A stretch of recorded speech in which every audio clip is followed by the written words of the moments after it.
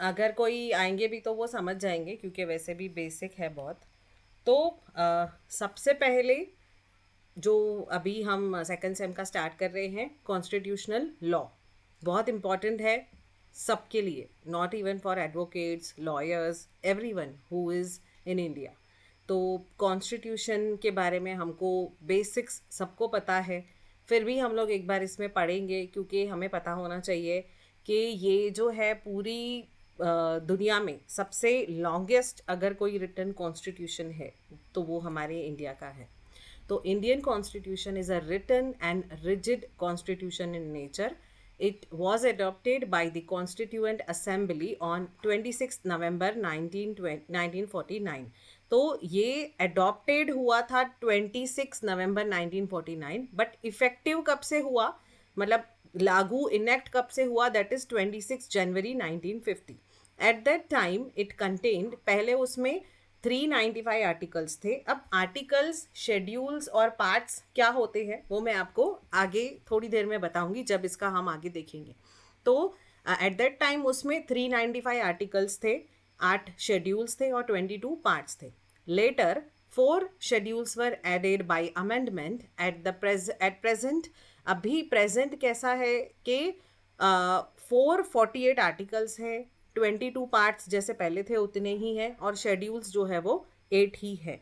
तो जो आर्टिकल्स हैं वो चेंज हुए हैं, वो ऐड हुए हैं।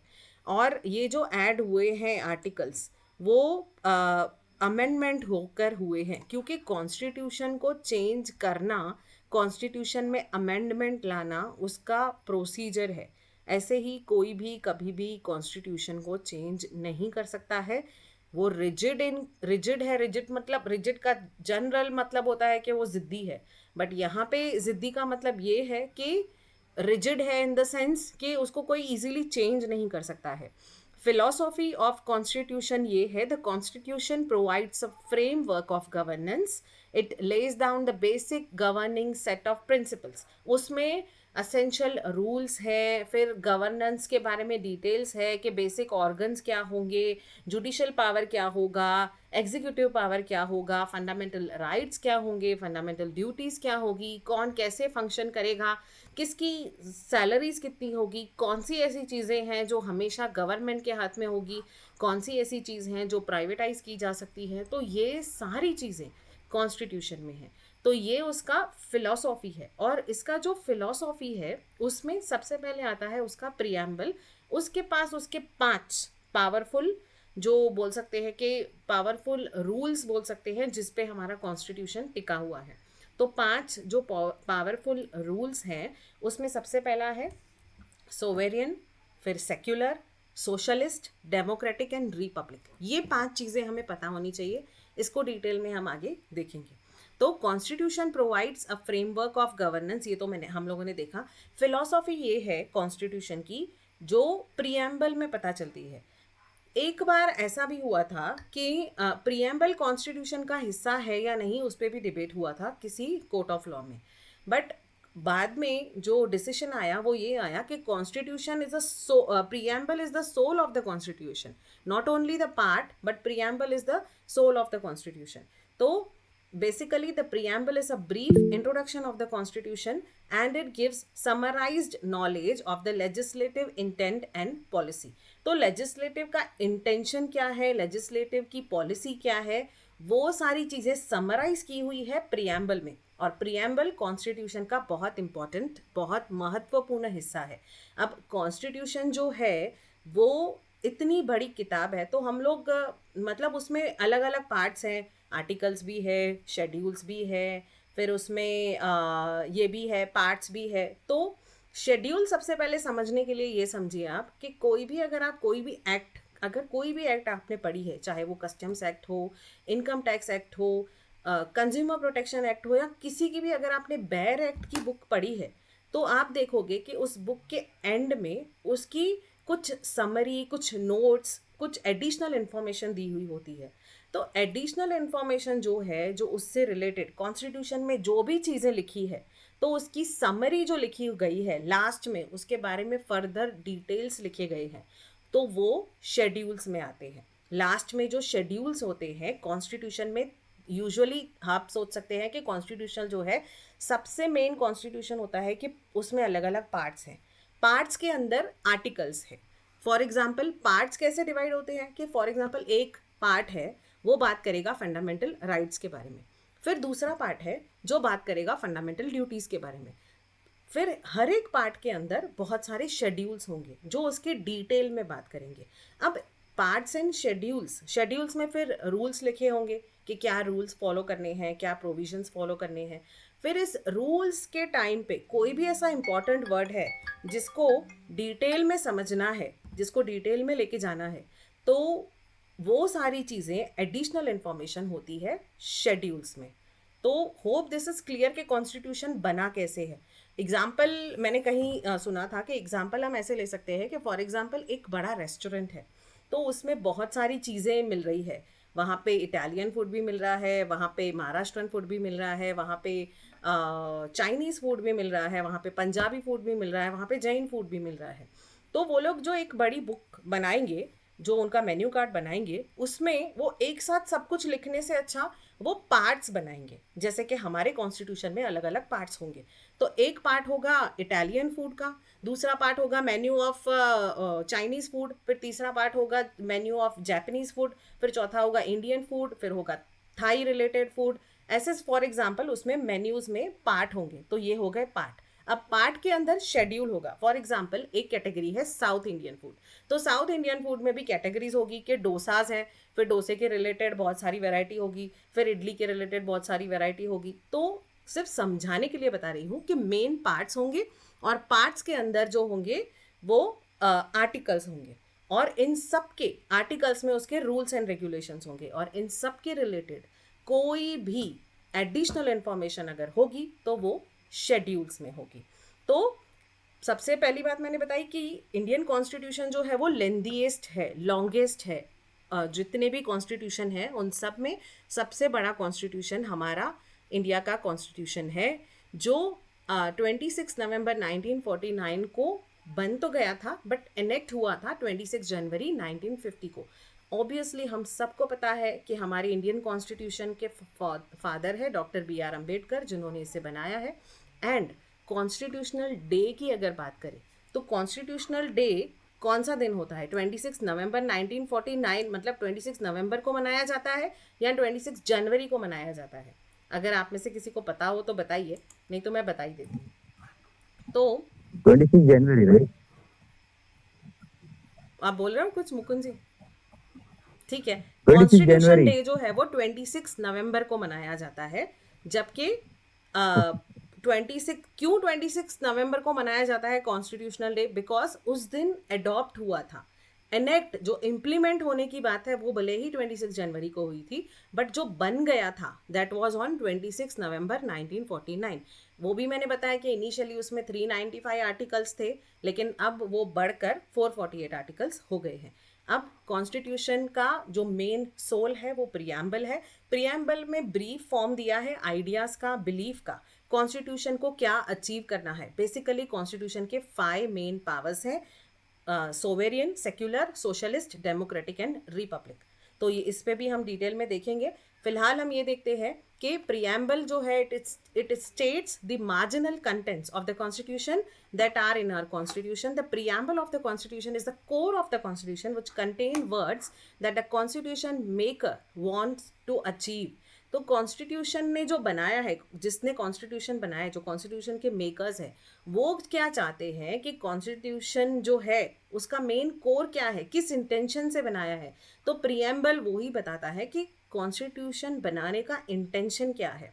तो we the people of India, मतलब स्टार्टिंग ही उसका ऐसा है, तो इसका मतलब ये कि it is by the people, for the people and to the people. तो डेमोक्रेटिक की बात अलग होती है, उसके लिए हम बोलते हैं for the people, bye the people, तो उसके लिए हम अलग बोलते हैं। लेकिन जब हम प्रियम्बल की बात कर रहे हैं, we the people of India, by the people, for the people and to the people, तो उसके 5 पावरफुल जो कॉन्स्टिट्यूशन के स्तंभ है, सबसे पहला है सोवेरियन या सेक्युलर, जो भी जिस भी ऑर्डर में आपको रखना है। तो यहाँ पर सोवेरियन है। सोवेरेनिटी का मतलब ये होता है कि कोई भी, मतलब हमारे देश की रूल्स एंड रेगुलेशंस का पावर हमारे देश के पास ही है। हम लोग किसी और के इंटरफियरेंस में आके कोई भी काम नहीं करेंगे, हम किसी और कंट्री की बात सुनकर कोई काम नहीं करेंगे। हमारा कॉन्स्टिट्यूशन, हमारे खुद का संविधान जो है वो किसी भी एक्सटर्नल फोर्सेस से इम्पैक्ट नहीं हुआ है, वो फ्री है, उसके पास खुद की सोवेरेनिटी है। सोवेरेनिटी है मतलब खुद का अथॉरिटी है, खुद का पावर है उसके पास। Sovereignty is one of the essential requirements of statehood. It is indicative of the fact that India is not subject to any foreign power from an internal or external perspective. ना internal ना external, किसी भी perspective से हम लोग किसी पर भी निर्भर नहीं है. It's sovereign power. कॉन्स्टिट्यूशन देश को सोवेरियन पावर देता है कि किसी भी कंट्री को कंसल्ट किए बिना, किसी भी कंट्री के इन्फ्लुएंस हुए बिना हम अपनी चीज़ों को खुद डिसाइड कर सकते हैं. इसका एग्जाम्पल है कि जो पोखरन टेस्ट हुआ था तो वो इंडिया ने खुद ही किया था, तो इसमें यहाँ पे किसी की परमिशन लेने की ज़रूरत नहीं थी. हाँ, थोड़ा उनको छुप के काम करना पड़ा था जो न्यूक्लियर टेस्ट हुआ था, बट करने की जो अथॉरिटी है, करने का जो डिसीजन है, वो इंडिया ने सोवेरियन पावर में रह के लिया था. उसमें उनको किसी की परमिशन लेने की ज़रूरत नहीं थी, किसी कंट्री को कंसल्ट करने की ज़रूरत नहीं थी. The preamble uses the words we the people of India. The idea behind this is that a constitution is a creation of all people and not a group of individuals or some older law. The preamble emanated from the Constitution Assembly which represent the Indian people.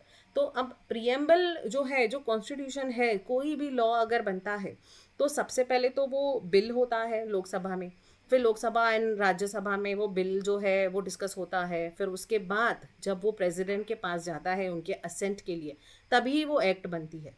मतलब लोकसभा के जो members होते हैं वो सब हम ही उनको चुनते हैं. तो basically it is by the people and for the people and to the people.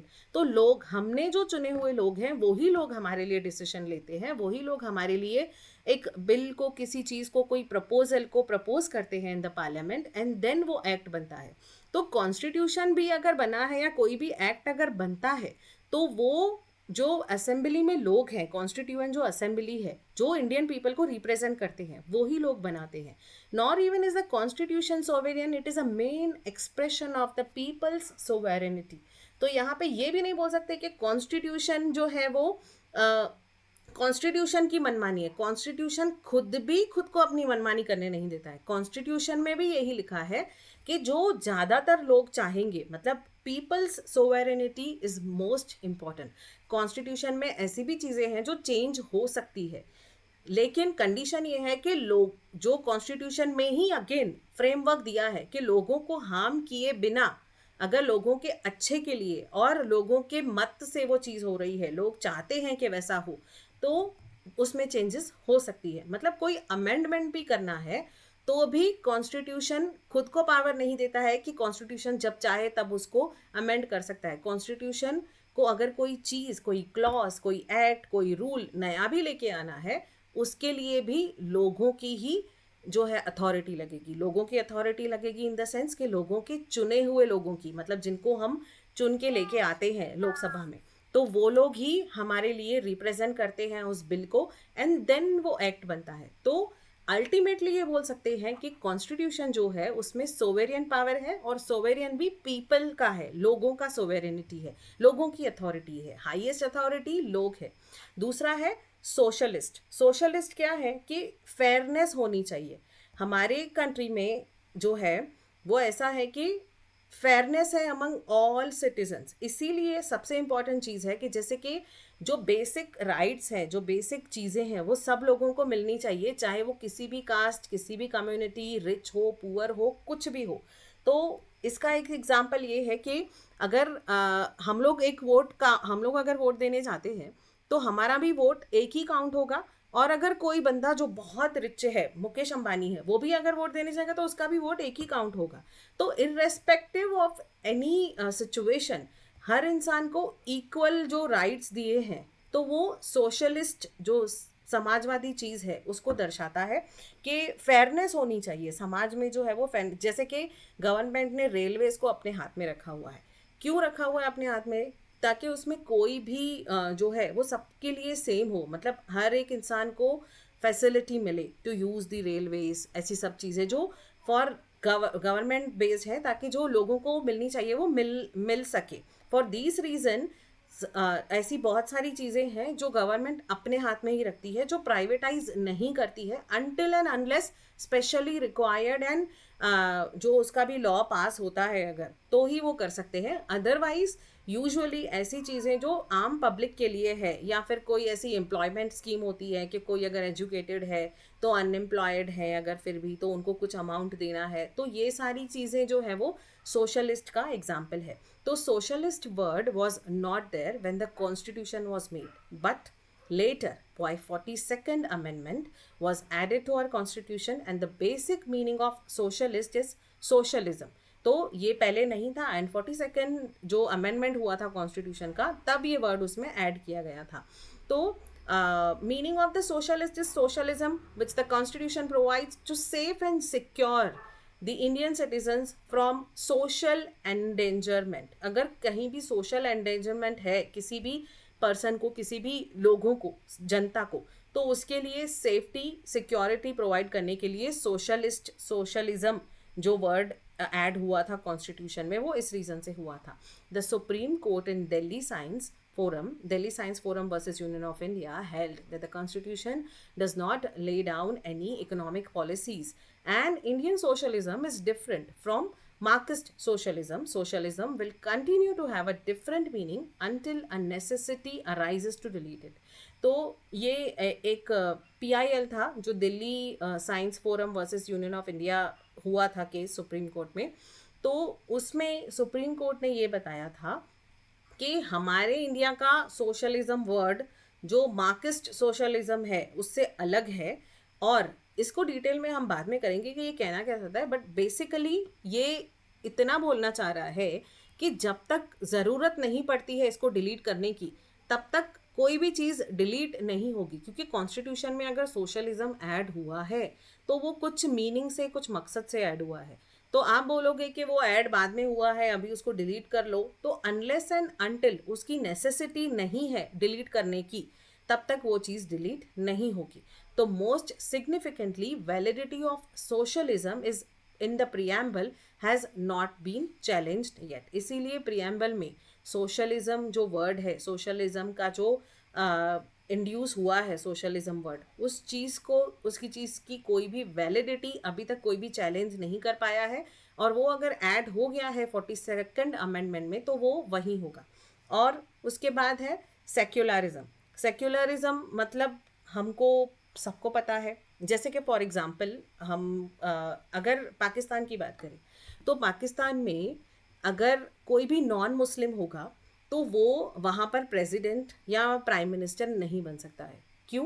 क्योंकि वो जो है वो ऐसा कंट्री है, इस्लामिक रिलीजन बेस्ड कंट्री है, तो वहाँ पे कोई भी माइनॉरिटी को, कोई भी माइनर रिलीजन वाले को ये पावर कॉन्स्टिट्यूशन, पाकिस्तान का कॉन्स्टिट्यूशन नहीं देता है कि उसको प्रेसिडेंट बनाए या उसको प्राइम मिनिस्टर बनाए. लेकिन उसके विपरीत, उसके ऑपोजिट इंडिया का जो कॉन्स्टिट्यूशन है वो सेक्युलरिज्म पे बेस्ड है. मतलब कोई भी रिलीजन से कंसिडर नहीं होगा कि कौन उसका president, prime minister, office bearer कोई भी बन सकता है. बेसिकली जो इंडिया का कॉन्स्टिट्यूशन है वो ये बताता है कि गवर्नमेंट जो है उसका कोई भी धर्म नहीं है. जबकि अगेंस्ट मैं पाकिस्तान की बात किसी और रीज़न से नहीं कर रही हूँ, just to make you understand कि वहाँ पे क्या रूल है और उसके अगेंस्ट हमारे यहाँ क्या रूल है, so that we can understand कि सेक्युलरिज्म का एक्चुअल मतलब क्या है. सबको पता है कि सेक्युलरिज्म क्या है, बट अगर हम डिस्कस कर रहे हैं कॉन्स्टिट्यूशन लॉ को तो हमें पता होना चाहिए कि एज पर कॉन्स्टिट्यूशन लॉ कि सेक्युलरिज्म का मतलब ही ये है कि वो किसी भी रिलीजन से कनेक्टेड नहीं है. सब रिलीजन सेम है, कोई रिलीजन की बात ही नहीं है. गवर्नमेंट का कोई रिलीजन नहीं है. जो हाईएस्ट पोजीशन है, लोएस्ट पोजीशन है, कोई भी पोजीशन कोई भी रिलीजन का बंदा ले सकता है, ऐसा क्योंकि ये सेक्युलरिज्म है. लेकिन पाकिस्तान में या किसी और कंट्री में ऐसा सेक्युलरिज्म नहीं है. वहाँ पे कैसा है कि रिलीजन बेस्ड गवर्नमेंट है. बहुत सारे कंट्रीज में सेक्युलरिज्म भी है, बहुत कंट्रीज में रिलीजन बेस्ड गवर्नमेंट भी है, रिलीजन बेस्ड कॉन्स्टिट्यूशन भी है, but let's talk about India only. तो इंडिया में सेक्युलरिज्म है. Being secular means the state in neutral in any matters. तो स्टेट जो है वो इज न्यूट्रल है, स्टेट इज न्यूट्रल है कोई भी मैटर हो related to religion. It means constitution does not promote और डिप्राइव एनी रिलीजन. तो कॉन्स्टिट्यूशन ना ही किसी रिलीजन को प्रमोट करती है, ना ही किसी रिलीजन को डिप्राइव करती है कि नीचे लेके जाती है. तो ना वो नीचे लेके जाती है, ना वो प्रमोट करती है. Constitution is neutral for any religion. It was also added in the 42nd Amendment. Unlike the West, Indian secularism is not a result of a conflict between a church and a state. तो बाकी कंट्रियों में secularism का जो concept है वो add इसलिए हुआ था क्योंकि उनके कंट्री में, यहाँ पे जब हम स्टेट बोलते हैं, चर्च एंड स्टेट, तो यहाँ पे स्टेट का मतलब पूरा देश है, पूरा कंट्री है. एक स्टेट की बात नहीं चल रही है जो हम महाराष्ट्र, गुजरात, वो स्टेट की बात नहीं है. यहाँ पे स्टेट मतलब कंट्री एज अ होल. तो बहुत सारे कंट्रीज में कॉन्फ्लिक्ट था कि चर्च एंड कंट्री में, तो तब वहाँ पे सेक्युलरिज्म का जो ये है वो लेके आया गया. बट इंडिया में ऐसा कुछ भी नहीं है. इंडिया पहले से ही यूनिटी इन डाइवर्सिटी की बात करता है. Very often in our common language the term secularism is simply used as a opposite of communitarianism. हम लोग ये बोलते हैं कम्युनिस्ट है, ये सेक्युलरिज्म, ये सेक्युलरिस्ट है. तो यूजुअली ऐसे यूज़ होता है कि कम्युनिस्ट है या फिर सेक्युलर है, बट ऐसा इतना सिंपल नहीं है सेक्युलरिज्म का मीनिंग. तो सेक्युलर जो है वो बहुत वैग्यू टर्म है टू डिफाइन, बहुत कॉम्प्लिकेटेड टर्म है और बहुत वास्ट टर्म है to define. The dictionary defines it as not concerned with religion and implies religious freedom and tolerance in respect for ideas, for nationalism, materialism, humanism. Humanity को promote करता है, freedom को promote करता है. Secularism का मतलब ये है कि इंडियन कॉन्स्टिट्यूशन के पास कोई हक नहीं है या कि किसी भी रिलीजन को प्रमोट करे या किसी भी रिलीजन को डिप्राइव करे. लेकिन किसी पर्टिकुलर रिलीजन में अगर कुछ गलत चीज़ हो रही है, फॉर एग्जांपल अनटचेबिलिटी हो रही है या फिर कहीं ट्रिपल तलाक हो रहा है, ऐसी कोई चीज़ें हो रही है जो गलत है, तब गवर्नमेंट जो है वो इंटरवेन करके उस चीज़ को सही कर सकती है. तो वहाँ पे कोई ये डिबेट नहीं कर सकता कि इंडिया में सेक्युलरिज्म है, कॉन्स्टिट्यूशन के पास कोई हक नहीं है कि किसी कंट्री को डिप्राइव करे या प्रमोट करे. तो यहाँ पे कॉन्स्टिट्यूशन कोई भी रिलीजन को डिप्राइव भी नहीं कर रही है, ना ही प्रमोट कर रही है. यहाँ पे कॉन्स्टिट्यूशन ये पावर भी देती है गवर्नमेंट को कि कहीं अगर कुछ गलत हो रहा है, अगेंस्ट द पीपल हो रहा है, against the Janata, against the people हो रहा है कुछ ऐसा जो खिलाफ है सेक्युलरिज्म के, तो ऐसी कोई चीज़ें हैं तो वहाँ पर जो है गवर्नमेंट इंटरवेन करके उस चीज़ों के लिए लॉ बना सकती है. अगेन लॉ बनाने के लिए भी कोई एक्ट बनाने के लिए भी जो प्रोसेस है वो सिंपल नहीं है. उसके लिए भी जो भी चीज़ें हैं, जो मेथड है जो दिया हुआ है कॉन्स्टिट्यूशन में, उसको फॉलो करके ही बिल पास होगा, बाद में वो एक्ट बनेगा. तो ये बिल और एक्ट कैसे बनता है उसको भी हम डिटेल में इसमें देखेंगे. बेसिकली बहुत इंटरेस्टिंग सब्जेक्ट है ये. तो जब हम आगे आगे और देखते जाएंगे तो और पता चलेगा. The definition of secularism has two aspects. One is negative aspect which is a state not to interfere in any religion. एक तरफ सेक्युलरिज्म ये भी बोलता है कि कोई भी जो गवर्नमेंट है, मतलब कॉन्स्टिट्यूशन ये पावर नहीं देता है स्टेट को मतलब गवर्नमेंट को, कि वो इंटरफियर करे किसी भी रिलीजन में. तो यहाँ पर कोई ये डिबेट कर सकता है कि आप किसी रिलीजन में डिबेट नहीं कर सकते हो, अनटचेबिलिटी के बारे में आपको कोई बोलने का हक नहीं है, या फिर चाइल्ड मैरिज के बारे में आपको कोई बोलने का हक नहीं है. हमारे रिलीजन में तो ये चलता है. कोई ये नहीं बोल सकता कि ट्रिपल तलाक के लिए आप कुछ नहीं बोल सकते हो, हमारे रिलीजन में ये चलता है. तो ये जो सारी चीज़ें हैं, ये एक तरह से ये भी बोल सकते हैं कि सेक्युलरिज्म एक तरफ एक एस्पेक्ट ये भी है कि इंटरफियर नहीं करना है, बट उसका पॉजिटिव एस्पेक्ट भी है कि which is the state to take necessary steps for ensuring equality of religions. तो इक्वालिटी ऑफ रिलीजन्स भी होना चाहिए. जो बाकी फंडामेंटल राइट्स हैं वो भी तो देखने हैं, सिर्फ एक ही चीज़ तो नहीं देखनी है कॉन्स्टिट्यूशन को. तो बाकी अगर फंडामेंटल राइट्स से अगर कोई नहीं मिल रहा है उसको, तो फंडामेंटल राइट्स इससे भी ऊपर है. मतलब आप अगर बोलोगे अनटचेबिलिटी है, चाइल्ड मैरिज है, तो उसके पहले फंडामेंटल राइट आएगा. तो वहाँ पर कॉन्स्टिट्यूशन, संविधान ये परमिशन देता है कि उसको पॉजिटिव एस्पेक्ट ये है कि नेसेसरी स्टेप्स अगर लेने हैं तो they can take for example helping minority religions would not be unconstitutional. तो माइनॉरिटी रिलीजन्स जो है वो भी कॉन्स्टिट्यूशनल ही है, उनको भी उतना ही पावर, उतनी ही चीज़ें, उतने ही राइट्स मिलते हैं जितने किसी और रिलीजन को मिलते हैं, because it is not based on religion. उसके बाद है डेमोक्रेटिक। डेमोक्रेटिक मतलब हम अपना जो लीडर है वो खुद चुनते हैं बाई वोटिंग, उसको ही डेमोक्रेसी बोलते हैं। तो it indicates that the source of a power of government is in its people. हमारे हाथ में ही हमारी गवर्नमेंट को चुनने का पावर है, मतलब हमारे जो गवर्नमेंट का सोर्स है वो हम में से ही है कोई। तो it is government of the people, for the people, bye the people. In Indira Nehru Gandhi versus Raj Narayan, it was held that democracy is a basic feature of Indian constitution and free and fair elections are also impliedly basic feature. तो elections की बात अगर आती है तो ये जो powerful tool है कॉन्स्टिट्यूशन का, डेमोक्रेटिक, वो सामने आता है। Democracy is a people's power and state's power vest in people. तो लोगों के पास ही पावर है अपनी लीडर अपना चुनने का, which means democracy makes the people supreme. इसलिए जनता जो है वो सुप्रीम है सबसे, पीपल जो है वो सबसे सुप्रीम है। उसके बाद है रिपब्लिक। तो रिपब्लिक मतलब जो हमारे इलेक्टेड रिप्रेजेंटेटिव होंगे, मतलब जैसे कि प्रेसिडेंट, तो वो भी जो है उस रूट से आएंगे। मतलब वो ऐसा नहीं है कि हमेशा के लिए वो राजाशाही नहीं होगी, it's a republic government, republic constitution power. तो it means the head of the nation is an elected representative, वो भी इलेक्टेड रिप्रेजेंटेटिव है जो प्रेसिडेंट है हमारी madam Murmu. Republic is a government that derives its power pass directly or indirectly from the great body of the people and is administrated by the people who hold office for pleasure, for a limited time or for good conduct. तो जो भी ये elected representative होंगे, head of the nation जो भी होगा, वो जो है वो अपनी, वो कहाँ से चुन के आ रहा है, जो लोकसभा और राज्यसभा के लोग हैं वहाँ से वो चुन के आ रहा है। मतलब अल्टीमेटली लोग उसे चुन रहे हैं, और वो लोग उसे चुन रहे हैं जो कि उस ऑफिस को होल्ड कर रहे हैं। मतलब जो भी मेंबर्स हैं पार्लियामेंट के, वो ऑफिस को होल्ड कर रहे हैं for pleasure, for limited time and for good conduct, अच्छे काम करने के लिए। और उनका भी लिमिटेड टेन्योर होता है, ऐसा नहीं है कि वो एनॉर्मस अनलिमिटेड टाइम के लिए होंगे। And for the pleasure, for good well being of the country, और अच्छी सोच के साथ वो कर रहे हैं। Even India's membership of the Commonwealth of Nations does not detract it from its republican character.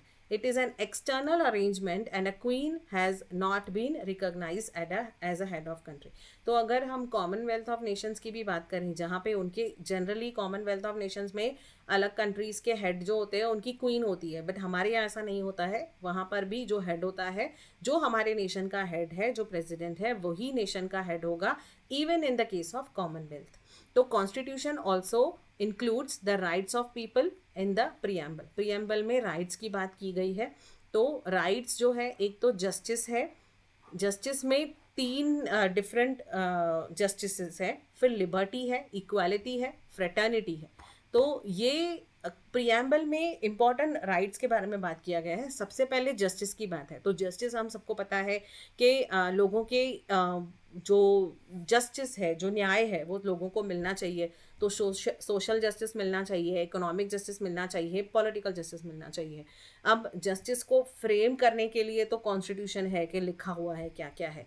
फिर उसको जो है सेव करने के लिए जुडिशल पावर है कि कहीं अगर किसी के साथ गलत हो रहा है, उसके फंडामेंटल राइट्स हैं, जो भी राइट्स हैं, सोशल जस्टिस के राइट्स हैं, लिबर्टी का राइट है, कोई भी जो राइट है जो कॉन्स्टिट्यूशन दे रहा है, तो उन राइट्स को अगर कोई भी डिप्राइव हो रहा है, नहीं ले पा रहा है, उसके साथ इनजस्ट हो रहा है, तो वो जुडिशल पावर के पास जा सकता है। तो justice means the harmonization of interest between individual and society. Justice has been given precedence, मतलब पहले से जो चले आ रहा है, over the concept of liberty, equality and fraternity. तो प्रियम्बल में 4 राइट्स की बात की है, एक तो justice, liberty, equality and fraternity. लेकिन जस्टिस जो है वो सबसे ऊपर है, फिर लिबर्टी है, फिर इक्वालिटी, फ्रेटर्निटी, ये सब बाद में आते हैं, बट सबसे पहले जस्टिस आता है। तो जस्टिस हैज़ थ्री फेसेट्स। एक तो सोशल जस्टिस है, इकोनॉमिक जस्टिस है एंड पॉलिटिकल जस्टिस है। तो social justice has given precedence over economic and political justice. अब सारे राइट्स में सबसे पहले आता है जस्टिस, और जस्टिस में भी सबसे पहले आता है सोशल जस्टिस, उसके बाद इकोनॉमिक एंड पॉलिटिकल जस्टिस है। तो जहाँ पर प्रियम्बल भी ये बोलता है कि सबसे पहले लिबर्टी, इक्वालिटी, फ्रेटर्निटी के पहले जस्टिस आता है, और जस्टिस में भी अगर तीन पार्ट्स हैं तो सबसे इंपॉर्टेंट सोशल जस्टिस है। तो इन शॉर्ट प्रियम्बल के हिसाब से सबसे इंपॉर्टेंट चीज़ है सोशल जस्टिस।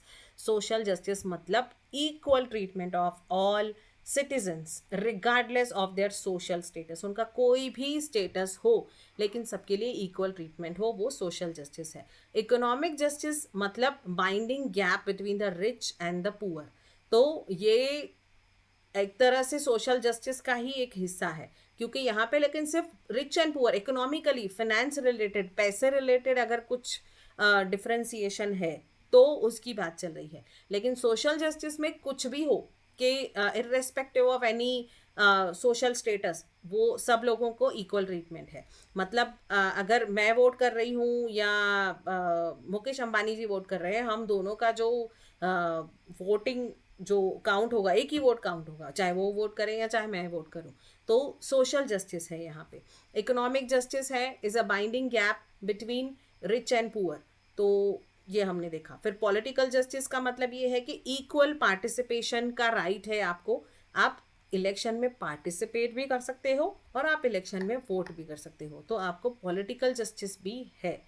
नेक्स्ट है लिबर्टी। तो सबके पास लिबर्टी है। Liberty was largely a negative concept. Actually liberty ये समझ में आ रहा था कि ये तो नेगेटिव कॉन्सेप्ट है। तो absence of interference in individual action by, इसका मतलब ये नहीं है कि गवर्नमेंट आपके बीच में आके इंटरफियर नहीं कर सकती है। तो लोगों ने ये समझा कि कॉन्स्टिट्यूशन लिबर्टी दे रहा है, मतलब गवर्नमेंट हमको कुछ बोल ही नहीं सकती, हमको पूरा फ्रीडम है। लेकिन लिबर्टी का पॉजिटिव कंसेप्ट ये है कि लिबर्टी का मतलब ये है कि जो फंडामेंटल राइट्स दिए हैं, जो फंडामेंटल ड्यूटीज़ दी हैं सोसाइटी के इंटरेस्ट के लिए, वो आपको फॉलो करनी है। इसका मतलब लिबर्टी मतलब ये नहीं कि कुछ भी आज़ादी है। लिबर्टी है लेकिन लिबर्टी ऑफ थॉट है, लिबर्टी ऑफ एक्सप्रेशन है, लिबर्टी ऑफ बिलीफ है। आपको किसको बिलीव करना है, किसको मानना है, कौन से संत को मानना है, किसको वर्शिप करना है, कौन से रिलीजन को फॉलो करना है, उस चीज़ की आपको लिबर्टी है। लेकिन इसका मतलब ये नहीं है कि गवर्नमेंट कहीं भी इंटरफियर नहीं करेगी, आपको पूरी तरह से लिबर्टी है। उसके बाद है इक्वालिटी। तो प्रियम्बल जो है वो इक्वालिटी की बात करता है, equality of status and opportunity. सबको इक्वल अपॉर्चुनिटी मिलनी चाहिए, सबको इक्वल स्टेटस मिलना चाहिए। क्यों हम देखते हैं गवर्नमेंट एग्जाम, IAS IPS, कोई भी किसी भी एग्जाम में इक्वल अपॉर्चुनिटी मिलती है। लेकिन फिर से गवर्नमेंट को ये भी देखना होता है कि सेक्युलरिज्म भी फॉलो हो, सोवेरियनी भी फॉलो हो, सोशलिस्ट भी फॉलो हो। तो इसीलिए कॉन्स्टिट्यूशन जो माइनॉरिटीज़ हैं उनको थोड़ा ज़्यादा पावर तो नहीं दे सकते, उनको जस्टिस देने के लिए, इक्वालिटी देने के लिए जो भी कोई एग्ज़ाम्स होते हैं, कहीं कुछ होता है तो OBC SC ST जो भी कुछ है कि उनके साथ जो है वो माइनॉरिटी के साथ जो है वो जस्टिस हो। इसीलिए फिर हम ये नहीं बोल सकते कि यहाँ पे इक्वालिटी नहीं है, बट कि इक्वालिटी के साथ साथ दूसरे जो भी 5 रूल्स हैं उसको भी फॉलो करने होते हैं कॉन्स्टिट्यूशन को। तो वहाँ पे वो इक्वालिटी होनी चाहिए प्रॉपरली, मतलब माइनॉरिटी को थोड़ा जस्टिस मिलना चाहिए। इसीलिए वहाँ पर अपॉर्चुनिटी जो है वो वहाँ पर थोड़ा कुछ, जो भी कभी परसेंटेज होता है, कभी एज रिलैक्सेशन होता है, तो वो इसीलिए दिया जाता है। तो इक्वालिटी की बात करता है प्रियम्बल। फिर यहाँ ये हम लास्ट करेंगे फ्रेटर्निटी तक, क्योंकि I think time is up. तो fraternity is a feeling of brotherhood. Fraternity हम बोलते हैं ना कि हम सब लॉ फ्रेटर्निटी के लोग हैं, या फिर कोई बोलेगा कि हम कस्टम्स फ्रेटर्निटी के लोग हैं, या कोई बोलेगा कि हम टेलीविज़न फ्रेटर्निटी के लोग हैं। तो फ्रेटर्निटी का मतलब ये है कि ब्रदरहुड होना। तो ब्रदरहुड की बात मतलब क्या, कि जो हम लोग देखते हैं कि all Indians are my brothers and sisters, तो वहाँ पर हम क्यों बोलते हैं कि कॉन्स्टिट्यूशन का गोल यही है कि फीलिंग ऑफ ब्रदरहुड होनी चाहिए सब लोगों में, भले ही कितनी भी डाइवर्सिटी हो। तो ये जो कंसेप्ट है ना इंडिया में, वो वसुदेव कुटुंबकम से आया है, जो संस्कृत वर्ड है जिसका मतलब ये है वसुदेव कुटुंबकम। वसुदेव का मतलब तो ये है कि धरती, पूरी धरती ही एक कुटुंब है। यहाँ पे हम एक देश की तो बात ही नहीं कर रहे हैं, कॉन्स्टिट्यूशन में हम एक ही देश की बात करते हैं, बट संस्कृत में जो लिखा गया है वसुदेव कुटुंबकम, वो ये लिखा गया है कि पूरा जो धरती है वो एक ही कुटुंब है, मतलब सब एक दूसरे को अगर हेल्प करें तो ये वॉर भी ना हो, और सबको अपने रोल्स पता हो, कोई किस चीज़ में अच्छा है, कोई किसी चीज़ में अच्छा है, तो सब एक दूसरे को हेल्प करें। ज़रूरी नहीं है कि सब लोग डॉक्टर ही बनेंगे, सब लोग इंजीनियर ही बनेंगे, कोई कोई खाना भी बनाएगा, कोई किसी और चीज़ में अच्छा होगा। तो सब एक दूसरे को हेल्प करके चलेंगे तो वो कुटुंब जो है वो आगे बढ़ेगा। तो इसी कंसेप्ट से आया है फ्रेटर्निटी का concept in the constitution. For assuring the fraternity the provisions are made like equality of treatment and other fundamental rights. Single citizenship होती है सबके पास, directive principle of state policy है, फिर फंडामेंटल ड्यूटीज है। The concept of fraternity goes beyond the concept of secularism. भले ही हम सेक्युलरिज्म की बात करते हैं कि नो रिलीजन, बट फ्रेटर्निटी उससे भी ऊंची बात है कि सिर्फ नो रिलीजन की बात नहीं है, यहाँ पे ब्रदरहुड की बात है कि हम सब एक ही हैं। We are having the feeling of the brotherhood, the feeling of the कुटुंबकम।